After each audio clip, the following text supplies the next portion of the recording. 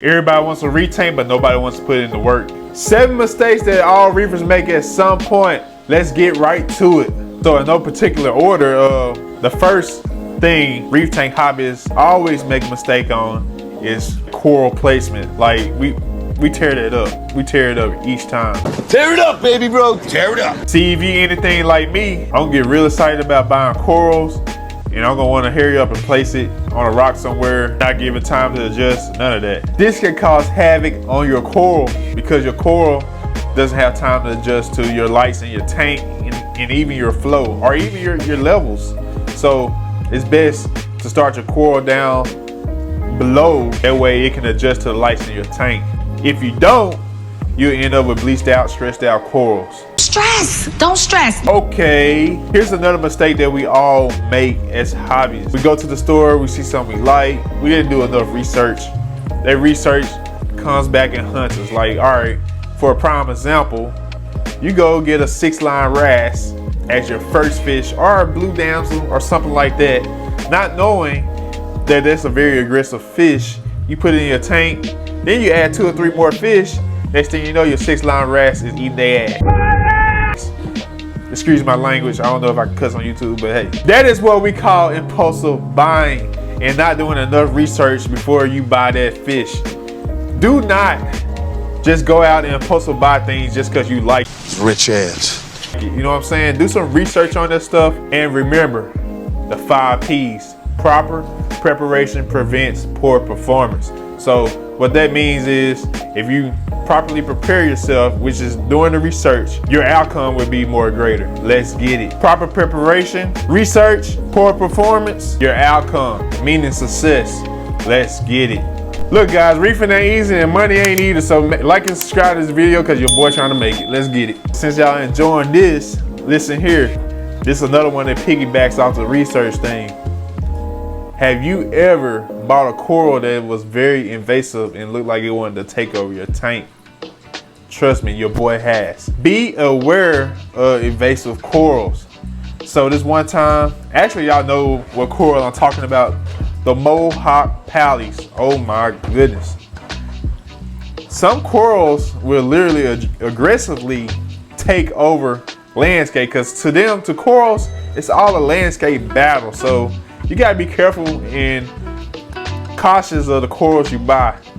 Like those pallets I bought, they took up so much real estate. I had so many beautiful zoes growing around those areas that y'all haven't gotten a chance to see, is because those pallets like suffocated those zoes. Like, so you gotta be careful of the corals you put in your tank, because they're living creatures just like us. What do humans do? We take up real estate. That's the same thing corals do. They taking up real estate. It's all a battle. It's all a war. This is Sparta! Just be mindful of that. And the pallet's probably not even the worst. Like I have read reefers buying xenia, pulsing xenia, and green star polyp. I heard those really take over your tank. So luckily I have avoided those. But I do have green star polyps, but I placed them in a smart area in the sand. That way they cannot get on to anything else. All right, now that we got that out the way, hey, let's talk about overstocking your tank. Because look, hey, I enjoy fish just like some of you do too. I'm not just a coral guy, I like fish too.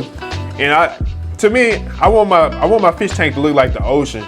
And unfortunately, we have tanks that can't support the life of an ocean. So look, it's important not to overstock your tank, especially if you got corals in your tank, because that just raises, I mean, it just gives you headaches, man. Headaches out there. Look, it just don't do it. Just don't do it. But your nutrients gonna go up. A lot of stuff gonna go out of whack. I've been there. Look, we all can vouch for it. At some point in time, we all been there. So overstocking your tank is not cool. It doesn't get the fish any room to swim. So don't do it. Just don't do it.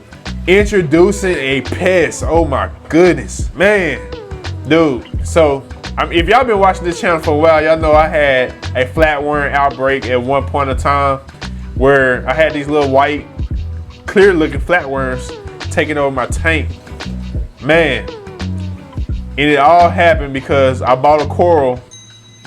Keep in mind, I dipped this coral. I didn't see anything moving on the coral, but the flatworms laid eggs on the coral base. So these eggs hatched in my tank, and next thing I knew, honestly guys, because I was dumb at the moment, I didn't know anything about reefing, I thought they was copepods. I ain't gonna stunt, bro. I thought they was copepods. But as I got to looking, man, I was like, man, these things don't look like copepods. This is not the copepods they was telling me about, bro. Why these copepods moving like this? I was like, bro, these something else, man. So come to find out, they was flat worms. And I had, hey, the rocks was filled with them. Man.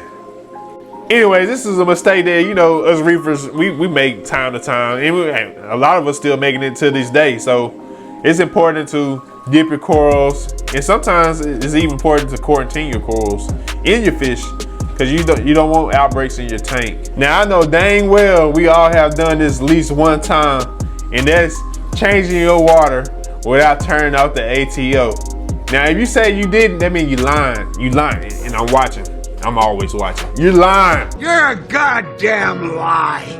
Don't forget to turn off your ATO while you changing your water, because as you know, once that water gets below a certain level, that ATO gonna cut on, and then your salinity gonna be out of whack. You're draining salt water into a bucket while RO water is going back into your tank. That just leads to a disaster. And don't let it be no cat washer in that water. Oh boy, you screwed. You screwed. Alkalinity about to be all out of whack. So just stay frosty and make sure you unplug that RO water. That's all to it. Anyways, guys, that's enough of me ranting and giving you some of the things that I was thinking about earlier today in my spill of the tea. But yeah, it's really not like how it looks on the magazine cover. It's a lot of work into everything we do in this hobby, and it takes a lot of commitment. So you gotta make sure you stay committed to this thing in the long term, and it'll produce like great rewards. Like, just stay with it. As I always say, stay reefing. And if you ain't watched my last video, make sure you go back and watch my last video. And also, you want to know about things that 7 tips that I have that could help you out this year in 2023 with your reefing. Make sure you click on this video right here. As always, keep reefing, and God bless.